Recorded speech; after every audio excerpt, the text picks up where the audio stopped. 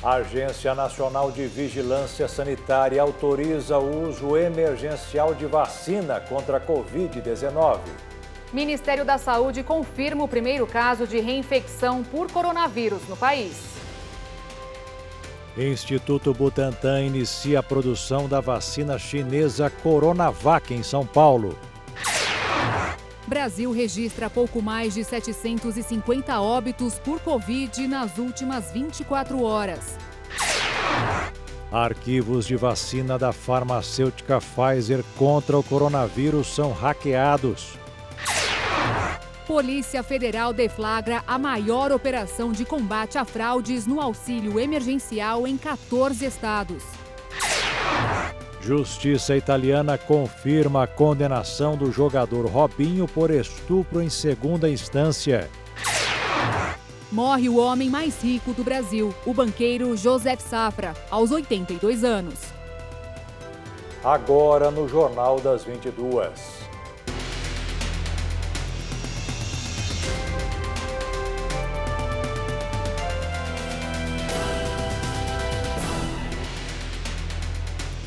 Olá, boa noite. Boa noite. O presidente Jair Bolsonaro inaugurou hoje o eixo principal da nova ponte do Rio Guaíba, em Porto Alegre, no Rio Grande do Sul. Durante a cerimônia, o presidente destacou as obras que o governo tem feito para enfrentar a pandemia.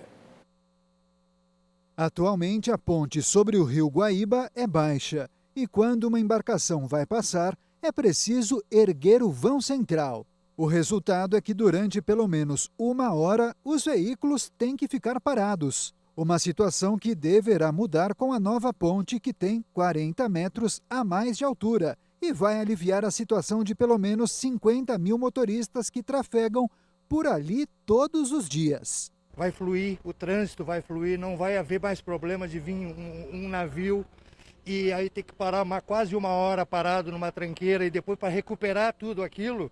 É muito prejudicial para qualquer um, tanto para o caminhoneiro como para a gente que trabalha com isso. E os trabalhos continuam, porque faltam 10% para serem concluídos. E o ministro da Infraestrutura faz questão de ressaltar que não foi o atual governo que começou o projeto. Está muito alinhada com a política do governo Bolsonaro de manter, de terminar, de concluir aquilo que estava em andamento. Porque as obras inacabadas não geram taxa de retorno. É importante entregar para a sociedade, permitindo que o cidadão do Rio Grande do Sul utilize aquela ponte, economizando assim tempo de viagem. Hoje também foram entregues mais 27 quilômetros de pistas duplicadas na BR-116, entre Guaíba e Pelotas. Em seu discurso, o presidente Bolsonaro prometeu novas obras para o Estado e destacou a atual situação do país, que mesmo com a pandemia, está melhor do que se esperava. Me permite falar um pouco do governo, porque ainda estamos vivendo um finalzinho de pandemia. O nosso governo, levando-se em conta outros países do mundo, foi aquele que melhor se saiu, ou um dos melhores que saíram, no tocante à economia. Prestamos todos os apoios possíveis a estados e municípios. O auxílio emergencial foi diretamente na veia, diretamente na conta de 67 milhões de brasileiros que precisavam realmente disso aí. Isso fez também movimentar a economia do estado e do município. E o presidente Bolsonaro vetou o repasse de 4 bilhões de reais para o transporte público dos estados e municípios com mais de 200 mil habitantes. O objetivo do projeto, aprovado pela Câmara e pelo Senado, era ajudar empresas de ônibus e companhias de metrô nesta época de Covid. Mas o presidente deu razão ao Ministério da Economia, que argumentou que não existe previsão de despesa no orçamento. Além disso, os gastos poderão ultrapassar o período de calamidade pública, que termina no próximo dia 31. Continuamos com informações a respeito da vacinação, da Covid-19, porque a Anvisa aprovou a resolução que autoriza as farmacêuticas a solicitar o registro emergencial de imunizantes. A medida foi publicada no mesmo dia em que o governo federal confirmou o primeiro caso de reinfecção da Covid-19 no país. O primeiro caso de reinfecção pelo novo coronavírus no Brasil foi confirmado nesta quinta-feira pelo Ministério da Saúde. Trata-se de uma mulher de 37 anos que mora em Natal, no Rio Grande do Norte, e trabalha na área da saúde. Ela teve a Covid-19 em junho e 116 dias depois, no mês de outubro, testou positivo novamente. A notícia deixa em alerta em todo o país.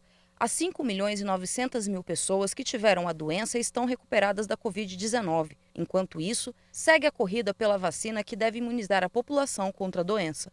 Nesta quinta-feira, a Anvisa aprovou resolução que abre aos laboratórios a possibilidade de solicitarem autorização para uso emergencial e em caráter experimental de vacinas contra a Covid-19 no Brasil. A medida já havia sido anunciada e agora foi oficializada. No entanto, nenhuma farmacêutica fez o pedido até agora. Em nota, a Anvisa informou que a autorização de uso emergencial é temporária e destinada a um público previamente definido. Há o previsto na Lei 14.006, em que uma vacina pode ser aproveitada no Brasil, desde que registrada nas agências reguladoras da União Europeia, dos Estados Unidos, do Japão e da China, nenhuma vacina ainda está registrada também. Ela estando registrada, aí ela vai ser... Essa situação será acolhida pela Lei 14.006 e a vacina ela passará por um rito sumário na Anvisa e poderá ser incorporada no Brasil.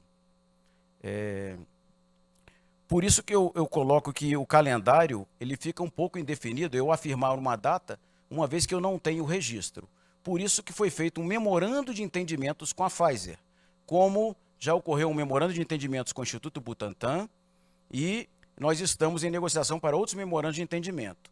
Assim que houver o registro, nós podemos adquirir a vacina, mesmo que seja uma autorização para uso emergencial, poderemos adquirir, contratar e distribuir essa vacina, lembrando que o uso emergencial é caráter específico. Uma versão do Plano Nacional de Imunização foi entregue pelo Ministério da Saúde ao Supremo Tribunal Federal, atendendo a uma decisão do ministro relator Ricardo Lewandowski, que deu um prazo para o governo federal concluir e apresentar o plano que será discutido na próxima semana. A ação direta de inconstitucionalidade é movida pelo Partido Trabalhista Brasileiro. A Ordem dos Advogados do Brasil também entrou no debate sobre a imunização da população brasileira e acionou o STF contra o governo federal.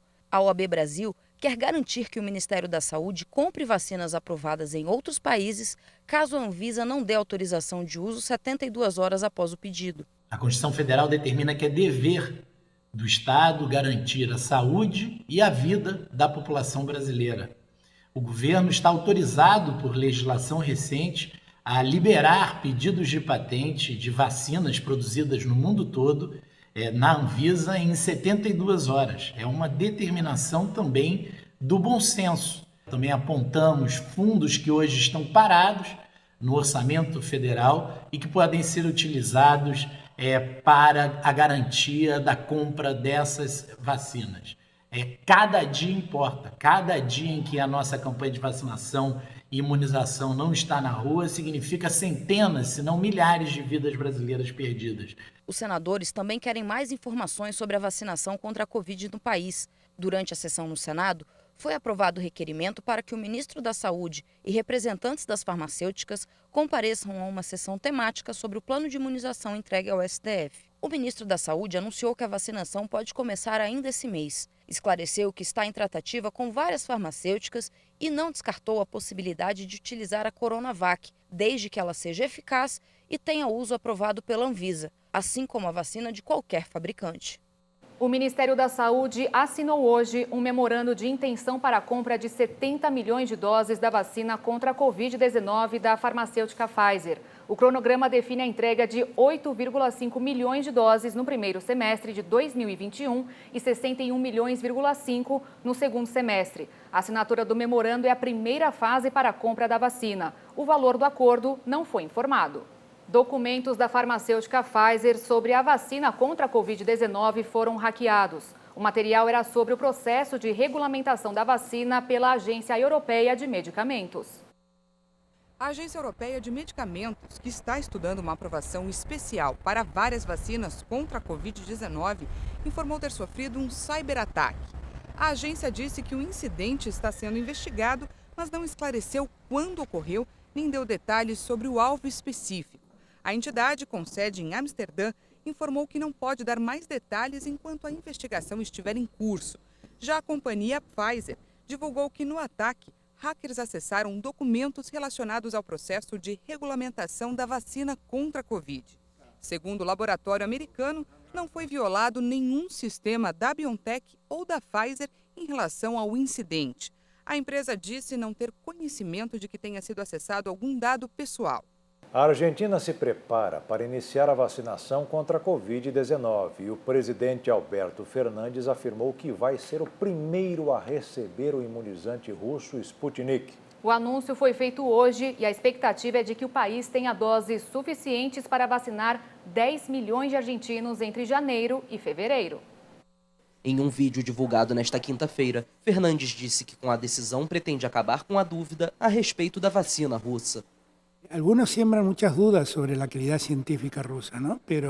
Alguns semeiam dúvidas sobre a qualidade científica russa, mas o instituto onde a vacina foi desenvolvida tem vários ganhadores do Nobel. Para acabar com isso, vou ser o primeiro a ser vacinado, porque não tenho dúvida sobre a qualidade da vacina. Miren, para sacarle a dúvida a todo, quando essa vacuna está aqui, o primeiro que se vai dar a vacuna sou eu. Porque não tenho nenhuma dúvida da qualidade da vacuna. De acordo com o presidente, um carregamento com 600 mil doses, o suficiente para vacinar 300 mil pessoas, deve chegar no país até o final do ano. É que vamos a poder contar. Poderemos contar com doses suficientes para vacinar entre janeiro e fevereiro 10 milhões de argentinos. Milhões de argentinos e argentinas. Em novembro, Fernandes anunciou a aquisição de milhões de doses da Sputnik V entre dezembro e janeiro, após um contato da Rússia através de seu fundo soberano, para saber se havia interesse na compra. O imunizante começou a ser administrado nos trabalhadores mais expostos ao novo coronavírus no final de semana em Moscou, mesmo ainda na terceira e última fase de testes clínicos. O Tribunal Misto que julga o processo de impeachment aberto contra Wilson Witzel marcou para o dia 18 deste mês o interrogatório do governador afastado. Na sessão, Witzel terá a oportunidade de, como réu, se defender na ação que o acusa de crime de responsabilidade. O colegiado foi favorável à produção de provas testemunhais e documentais suplementares no processo de impeachment. As perícias contábeis e de engenharia foram rejeitadas pela maioria do colegiado. A receita brasileira com exportação de carne suína em 2020 cresceu 54,5% em relação a 2019. Um dos estados que vem ganhando com este mercado é Mato Grosso do Sul, que triplicou o volume exportado. O principal destino é a Ásia. Mato Grosso do Sul vai terminar o ano com crescimento nas cadeias produtivas de aves e suínos em comparação a 2019. Crescimento de 11% para as aves e 4% para os suínos. Em compensação, as exportações dispararam. A projeção feita pelo sistema FamaSul é de fechar 2020 com um aumento de 23,8% nas exportações de aves e 229% no volume de exportação de carne suína. Nós temos aí o fator dólar, que está contribuindo muito com isso. Se nós pegarmos a média do dólar, né, entre janeiro a novembro deste ano e o mesmo período do ano passado, tem 30% de alta. Tem aí o mercado chinês, o mercado asiático, de modo geral, bastante aquecido para as proteínas, né, que a China, inclusive, sofreu.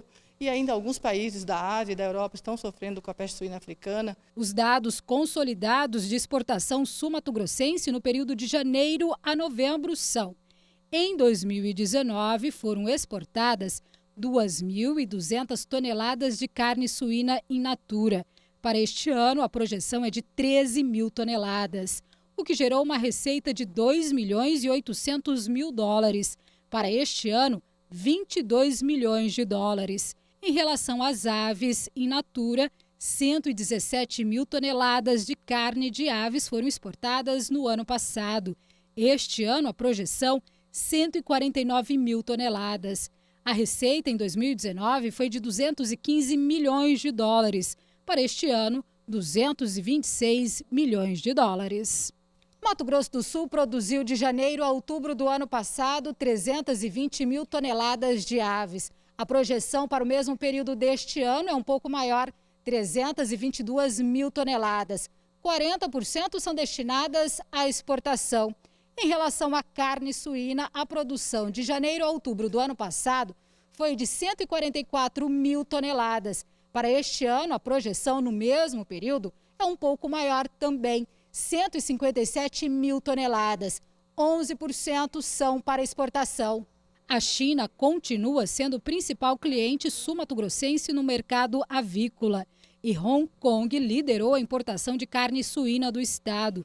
Com tanto consumo, a tendência é de aumento nos preços para o mercado interno. Nós estamos falando de uma época agora que tradicionalmente, o brasileiro ele consome a carne, principalmente a carne suína, em período de festas. Quando você tem um mercado externo aquecido, que você tira produto do mercado interno, você aumenta a concorrência. Então isso, de certa forma, sim impacta no preço do mercado interno. A Federação das Indústrias do Estado de São Paulo entrou hoje na Justiça contra o aumento de até 14% no ICMS que deverá entrar em vigor no dia 1º de janeiro. Em nota oficial, a Fiesp destacou que, ao contrário da União e de vários estados e municípios, o governo paulista não aliviou a vida financeira de ninguém nesta época de pandemia. Ao contrário, está batendo recordes de arrecadação de impostos. A entidade argumenta que, além de impactar o bolso do consumidor, o novo aumento aumentará o desemprego em São Paulo ao incentivar as empresas a mudarem de estado. E nessa semana, a Cracolândia, localizada no centro de São Paulo, voltou a ser notícia. A imagem dos usuários de drogas atacando carros nas ruas da capital paulista chocou o país. Após o episódio, a Polícia Militar e a Guarda Municipal reforçaram a segurança no local. Nossa reportagem conversou com exclusividade com o psiquiatra Arthur Guerra, coordenador do projeto Redenção da Prefeitura, que oferece tratamento aos dependentes. E ele afirmou que cerca de 40% dos usuários não querem tratamento em hipótese alguma. As imagens foram gravadas por moradores da região central de São Paulo no início da semana. E elas mostram usuários de drogas fazendo arrastões nos carros que passavam pelas ruas da Cracolândia. Em bandos, eles atacam os veículos e pegam tudo que podem.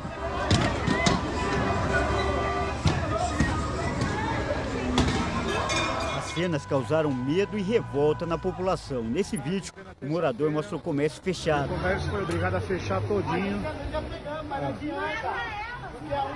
Porque teve avanço da Cracolândia e nós estamos sem trabalhar. E nesse outro, os carros depredados. Olha, roubando fogo, mano. Ai. O psiquiatra Arthur Guerra, que é coordenador do programa Redenção, concedeu entrevista exclusiva para a nossa reportagem. O programa é desenvolvido há 4 anos na Cracolândia e oferece tratamento para os usuários.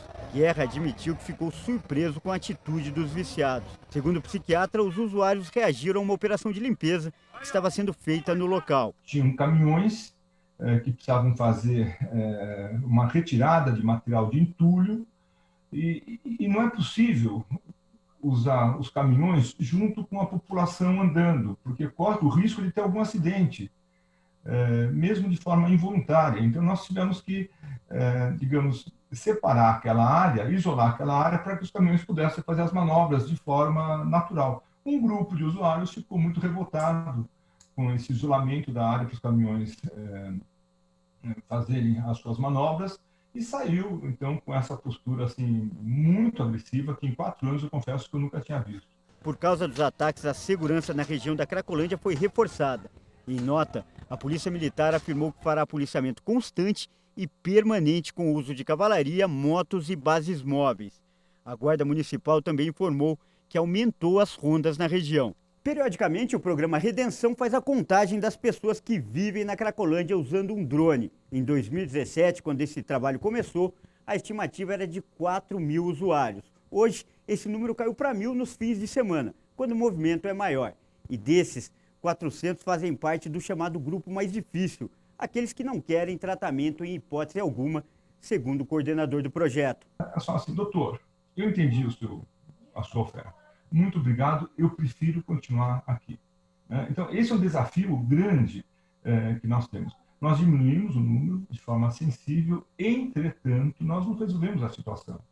Nós achamos que para resolver a situação nós precisamos de políticas municipais, estamos fazendo isso também, conversando com toda a sociedade, conversando com quem pensa diferente do que nós, para podermos oferecer um futuro melhor para essas pessoas que estão em tanta vulnerabilidade social. De acordo com o levantamento da polícia, no último ano as ações na Cracolândia resultaram na prisão de mais de 1.200 pessoas e apreensão de mais de 3,5 toneladas de drogas, além de armas. Mas para o coordenador do projeto, só a força não será suficiente para acabar com o fluxo da droga. Será necessária uma ação conjunta entre a saúde e a segurança. Porque esse não é um problema só da saúde, só da segurança, só da ciência social, só dos direitos humanos.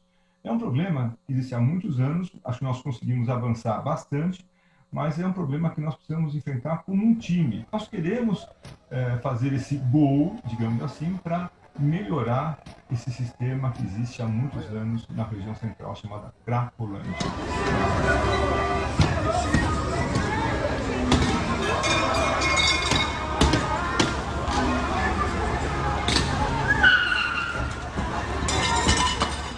O governo e estados americanos iniciaram uma ação antimonopólio contra o Facebook. Estão movendo o processo contra a companhia, a Comissão Federal de Comércio dos Estados Unidos e procuradores de 48 estados e territórios em todo o país. Eles alegam que o gigante das redes sociais abusou de sua posição dominante com suas grandes aquisições para neutralizar a concorrência. As autoridades responsabilizam o Facebook pelas aquisições do aplicativo de fotos Instagram em 2012 e mensagens WhatsApp em 2014. Também criticam as condições impostas pelo Facebook aos desenvolvedores de software. A Comissão Federal de Comércio pede aos tribunais que obriguem o Facebook a revender o Instagram e o WhatsApp. Os procuradores, por sua vez, demandam ser notificados de qualquer aquisição acima de $10 milhões que a rede social deseje fazer. A maior rede social do mundo rejeitou sistematicamente as alegações de monopólio, argumentando que os consumidores dispõem de muitas opções para interagir online. Após os ataques recentes em Paris e Nice, o governo francês apresentou um projeto de lei para combater o islamismo radical. O texto visa aumentar o controle sobre os locais de culto e proibir algumas práticas consideradas incompatíveis com os valores da República Francesa, apesar das críticas do mundo muçulmano. O primeiro-ministro Jean Castex disse que o projeto de lei não é um texto contra as religiões, nem contra a religião muçulmana em particular. O alvo é o que ele considera o radicalismo islâmico. O texto, composto por 50 artigos, busca responder à preocupação dos franceses diante da ameaça jihadista. Inclui disposições para restringir a educação de crianças em casa, permitir um maior controle sobre o funcionamento e financiamento das associações locais de culto e combater melhor as mensagens que incitam o ódio e a divulgação de informação pessoal na internet. Um protótipo de foguete da empresa SpaceX explodiu durante tentativa de pouso no sul do Texas, nos Estados Unidos. Mesmo assim, o CEO da companhia, o bilionário Elon Musk, comemorou os resultados. Nas redes sociais, ele escreveu que o teste foi incrível e parabenizou a equipe. O empresário explicou que uma velocidade de pouso muito rápida foi a culpada do acidente. Elon Musk destacou que foi bem sucedida a decolagem, a mudança de posição durante o voo e sua trajetória de pouso precisa antes da explosão. O protótipo, chamado de SN8, é um ousado projeto da SpaceX. Com essa tecnologia de voo, o executivo espera poder levar pessoas a Marte no futuro. Em Campo Grande, no Mato Grosso do Sul, o projeto Florestinha está dando mudas nativas e arrecadando brinquedos que serão doados a alunos. Duas ações importantes nessa reta final de 2020 que podem ajudar o meio ambiente e muitas crianças. A equipe do projeto Florestinha chegou cedo para montar o ponto de coleta e troca. A proposta foi trocar mudas nativas por brinquedos. A professora Sônia trouxe brinquedos educativos e levou mudas de jacarandá e guavira. Eu vou levar para uma pequena chácara que eu tenho. Eu achei maravilhosa a intenção deles, né? Além de contribuir com o Natal para muitas pessoas, eles estão contribuindo também para que a gente refloreste aí e cuide do meio ambiente. Uma forma da gente doar as mudas, né? Fazer essa troca, né? Para possibilitar a população de ter acesso a mudas nativas, plantar em áreas verdes, né? Com a sua família, né? ou em casa, né? E já ter a parte social, né? Que é o cunho do projeto, né? É um projeto socioambiental. Brennan Quintino pretende seguir a carreira militar. Foi aluno do projeto desde os 12 anos. Hoje, aos 21, é voluntário. Entre as atividades desenvolvidas no Florestinha, a que ele mais gostava. Eu tenho um certo débito ainda com Florestinha, né? Porque por ele ter me ajudado tanto na minha infância, hoje eu me sinto me acho no dever em ajudar também. Como eu disse, durante esse ano as atividades esteve paradas, a gente auxiliou as famílias, né, com doação de cesta básica, inclusive ontem a gente arrecadou mais 50 cestas básicas que vão ser entregues durante a semana. E agora no final do ano, no Natal, a gente também está tentando lembrar das crianças, né? O casal trouxe as filhas Valentina, de 3 anos, e Lavínia, de 2, para fazer as trocas. Uma causa mais humanista, né? Para explicar para elas que, além delas, tem crianças que não têm a condição e que também elas podem estar ajudando, mesmo que seja por algo simbólico, mas para outras crianças se torna muito importante, até mesmo numa data comemorativa, onde muitos pais não estão trabalhando no momento. A ação continua durante a semana. Basta levar um brinquedo no projeto, na Avenida Consul Saftrade, próximo ao shopping Bosque dos Ipês, das 8 da manhã até às 16 horas. E chegou o momento de fé e esperança, na live do missionário R.R. Soares. A palavra de hoje está no livro de Salmos, capítulo 18, versículos 4, 5 e 6. Diz o versículo 4: Cordéis de morte cercaram e entes de impiedade me assombraram. Acompanhe o ensinamento do missionário Soares. O inferno estava usando cordas de morte para secar o Davi. E que mais que disse ele aqui? E torrentes de impiedade me assombraram. Parecia que não tinha jeito, estou desesperado. Essas cordas de morte estão me amarrando, essas correntes, torrentes da impiedade estão me assombrando. Ele fala mais, cordas do inferno me seguiram. Eu estou amarrado por cordas do inferno, laços de morte me surpreenderam. E aí, Davi, o que você fez? Bom, aí, como todo mundo, né? Eu lancei mão do que eu podia, afinal de contas eu estava afogando, né? E não importa que jogaram uma corda, eu peguei, jogaram uma tábua, eu peguei. Não, o Davi não fez não, o Davi respeitou a Deus. E por respeitar a Deus, o Espírito Santo tocou no coração dele. O missionário também fala deste outro trecho no versículo 6. Na angústia invoquei ao Senhor e clamei a meu Deus. Está apertado, está angustiado, parece que não tem saída. Tem. Invoque a Deus. Nos versículos 4 e 5 ele fala dessas cordas do inferno que o amarraram. Mas aí eu, em vez de lançar a mão, como muita gente lança, mas eu tive que fazer. Não vou fazer. Eu sou uma pessoa que não vou fazer, você tem que declarar isso. E o que o rei Davi fez? Ele sentiu e na angústia invoquei o Senhor e clamei ao meu Deus. Meu irmão, a porta do céu nunca está fechada para aquela pessoa que tem fé em Deus. A fé em Deus abre a porta do céu e não tem quem a feche. Não tem jeito de fechar. E ela fecha a porta do inferno e não tem quem abra a porta do inferno para você. Ao contrário, você é uma pessoa de fé e vai vencer. Na angústia, invoquei ao Senhor. Invocou, sentiu a presença dele. E agora, Senhor? Aí ele clamou. Ele fez uma oração do fundo do coração, aquela expressão realmente do que ele sentia em relação a Deus. Clamei ao meu Deus. Ele sabia que o Senhor Deus não era um Deus só, era o Deus dele. Isso você tem que saber.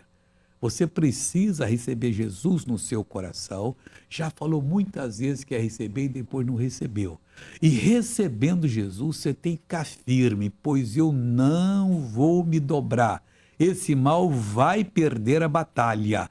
E tenha certeza que aquele que disse, não temas porque eu sou contigo, não te assombre porque eu sou teu Deus. Eu te esforço, eu te ajudo, eu te sustento com a destra da minha justiça, há de lhe ajudar e lhe abençoar em nome de Jesus. Na angústia invoquei ao Senhor, clamei ao meu Deus, desde o seu templo lá nos céus, ouviu a minha voz e aos seus ouvidos chegou o meu clamor perante a sua face. E chegou o momento da pergunta para o missionário Soares responder. Qual que é a forma correta para disciplinar uma criança? A Bíblia Sagrada ensina. Você se ler lá na Bíblia, você vai ver que é você inculcando nela a palavra de Deus. Tem que falar deitado, acordado, à mesa, andando em qualquer lugar, levando para a escola, trazendo. Sempre você tem que dar os exemplos bíblicos. Isso vai treiná-la a buscar a Deus quando vê alguma necessidade.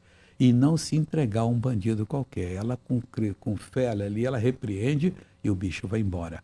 E na mensagem final da live de hoje, o missionário fala a respeito de confiar no Senhor e enfrentar invocando o nome de Deus. Quem respeita a palavra de Deus não dá oportunidade para o inimigo. Ao contrário, se fecha completamente na palavra de Deus. Você pode estar na pior situação, cingido, amarrado com cordas do inferno. As cordas do inferno são poderosas, enquanto você não invoca o nome do Senhor.